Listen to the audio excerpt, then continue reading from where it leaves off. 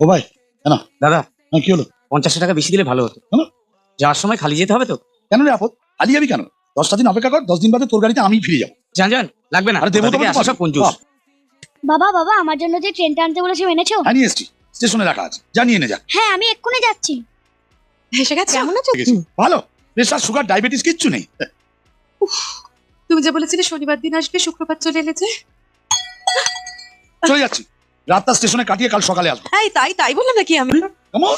শিবু, এত করে যখন বলছে তখন দাও কলকাতার এক পিস।